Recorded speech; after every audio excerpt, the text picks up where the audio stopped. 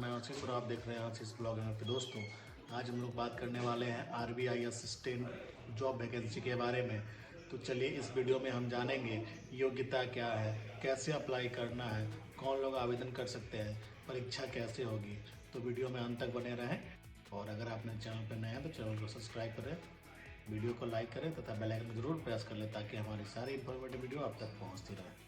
दोस्तों हम लोग हैं रिजर्व बैंक ऑफ इंडिया के ऑफिशियल नोटिफिकेशन पे बात करने वाले हैं। रिजर्व बैंक ऑफ इंडिया में जो असिस्टेंट की वैकेंसी निकली है उसके बारे में। तो चलिए दोस्तों हम लोग देख लेते हैं कि कितने पदों पर वैकेंसी है। तो देखिए दोस्तों यहाँ पे जो वैकेंसी है वो 650 पदों के लिए वैकेंसी है। ये असिस्टेंट पद के लिए वैकेंसी है।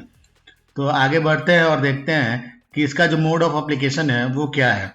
तो देखिए दोस्तों इसका जो मोड ऑफ एप्लीकेशन है ये ऑनलाइन है, यानी आपको जो इसके अप्लाई करना पड़ेगा ये ऑनलाइन अप्लाई करना पड़ेगा। और ये जो इनका जो वेबसाइट है वो www.rbi.org.in, इस पे आपको अप्लाई करना है दोस्तों। फिलिंग करने से पहले आप इंस्ट्रक्शन को एकदम ब्रीफ में पढ़ लेंगे। ये आपके यहाँ पे भी लिखा हुआ है, brief instruction for filing of application online form are given in para 9 for detail notice. तो पारा 9 में हम लोग देखेंगे कि डिटेल नोटिस में क्या दिया हुआ है। देखिए दोस्तों इसका जो इम्पोर्टेंट डेट्स है वो क्या है, हम लोग ये देख लेते हैं। तो देखिए दोस्तों एप्लीकेशन सबमिशन जो विंडो है वो फरवरी 16 2026 से ही शुरू है और मार्च 8 2026 तक इसका लास्ट डेट है दोस्तों। पेमेंट ऑफ एग्जामिनेशन फी जो है दोस्तों वो भी आपको 16 फरवरी से लेके 8 मार्च तक ही होनी है।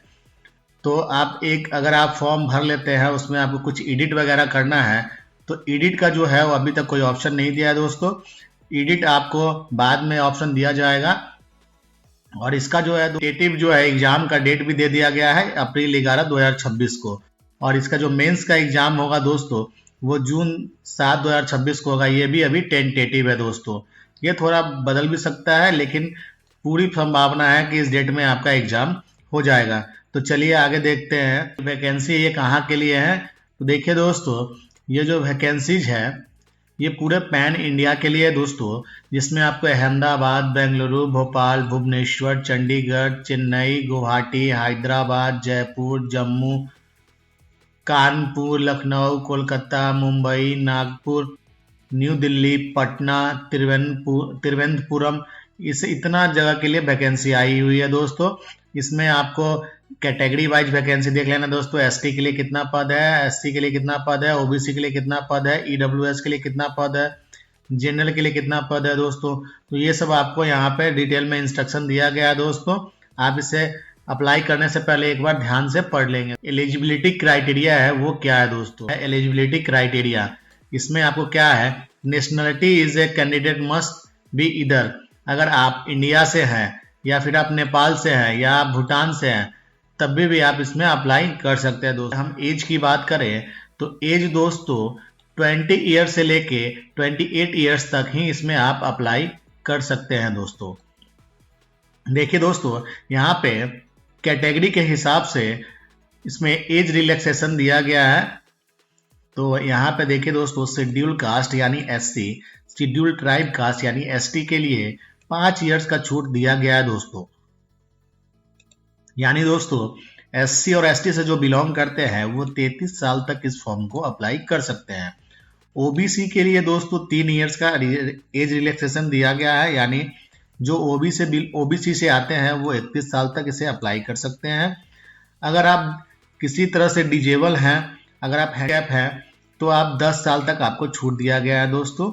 जनरल के लिए 10 साल और ओबीसी के लिए 13 साल और एसटी एससी के लिए 15 साल की छूट दी गई है दोस्तों। एज रिलैक्सेशन वाला कॉलम अच्छे से देख लेंगे, उसके बाद ही आप अप्लाई करेंगे दोस्तों।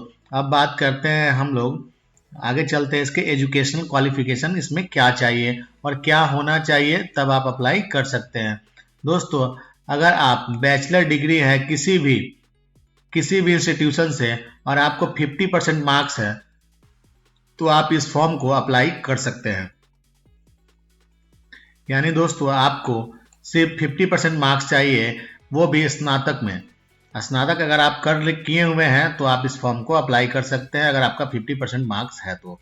इसमें सिलेक्शन का जो प्रोसेस है वो कैसे है, तो देखिए पहला जो एग्जाम होगा दोस्तों ये आपका पीटी का एग्जाम होगा, जिसमें मल्टीपल चॉइस क्वेश्चन होंगे, जिसमें इंग्लिश, न्यूमेरिकल एबिलिटी और रीजनिंग एबिलिटी के क्वेश्चन रहेंगे। इसमें 30 क्वेश्चन दोस्तों इंग्लिश के रहेंगे, न्यूमेरिकल एबिलिटी से 35 क्वेश्चन रहेंगे और रीजनिंग से 35 क्वेश्चन रहेंगे, यानी टोटल आपको 100 क्वेश्चन रहेंगे और मैक्सिमम जो मार्क्स होगी दोस्तों यानी आपको 100 मार्क्स की होगी। इसके लिए जो समय आपको दिए जाएंगे दोस्तों, इंग्लिश के लिए 20 मिनट, न्यूमेरिकल एबिलिटी के लिए 20 मिनट, रीजनिंग एबिलिटी के लिए 20 मिनट, यानी टोटल आपको 60 मिनट यानी 1 आवर्स का समय दिया जाएगा दोस्तों। उसके बाद आपको मेंस एग्जाम होगा। अगर आप ये पीटी पास कर जाते हैं दोस्तों तो आपको मेंस एग्जाम के लिए क्वालिफाई किया जाएगा। मेंस एग्जाम में दोस्तों आपको इसमें भी मल्टीपल चॉइस क्वेश्चन होंगे, जिसमें आपको reasoning, English language, numerical ability, general awareness and computer language, इतने चीजों का एग्जाम आपको देना पड़ेगा दोस्तों, जिसमें रीजनिंग के 40 क्वेश्चंस होंगे, इंग्लिश के 40 क्वेश्चंस होंगे, न्यूमेरिकल एबिलिटी के 40 क्वेश्चन होंगे, जनरल अवेयरनेस के 40 क्वेश्चन होंगे एंड कंप्यूटर नॉलेज के भी 40 क्वेश्चन होंगे। इसमें मार्क्स की बात करें दोस्तों तो 40 क्वेश्चन के लिए 40 मार्क्स, यानी पर क्वेश्चन के लिए 1 मार्क्स दिया जाएगा दोस्तों।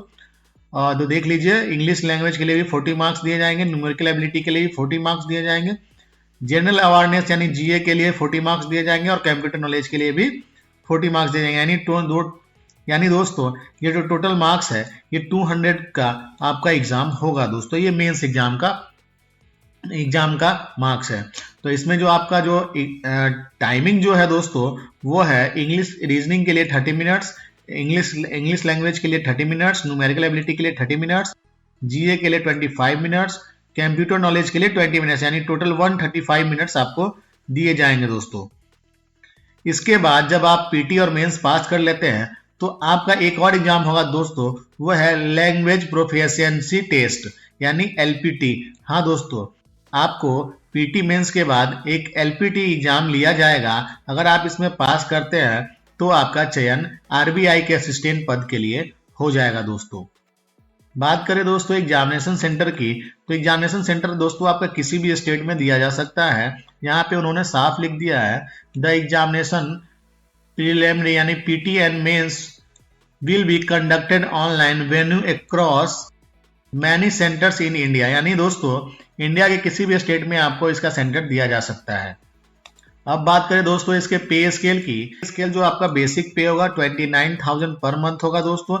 इसमें आपका और भी अलाउंसेंस जुड़ेंगे और जुड़कर अप्रोक्स आपको जो मंथली आएगी दोस्तों 58,514 रुपीज यानी 58,514 रुपया आपको दिया जाएगा दोस्तों। देखिए दोस्तों इसमें जो अप्लाई करने का आपको फी लगेगा दोस्तों, ये फी आपको ST, SC, PW and EX serviceman के लिए 50 प्लस 80% चार्ज लगेंगे दोस्तों, यानी 50 रुपया प्लस 18% GST आपको इस पे देना पड़ेगा। जनरल, OBC और EWS के लिए जो एप्लीकेशन फी होने वाला है दोस्तों वो 450 रुपीज प्लस 18% GST आपको जोड़ के देना होगा दोस्तों। और जो स्टाफ है RBI के पहले से, उनके लिए कोई फी नहीं देना है दोस्तों, वो नील है आपका।